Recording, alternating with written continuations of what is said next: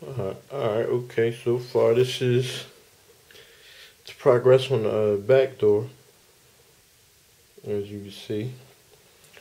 And I went to the junkyard and cut these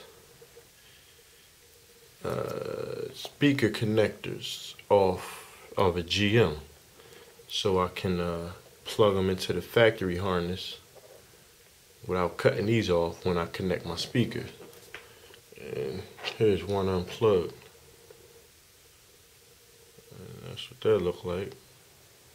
And just plug it right in there. Then you won't have to cut your speaker leads to connect your new speakers. You connect them right there to the end.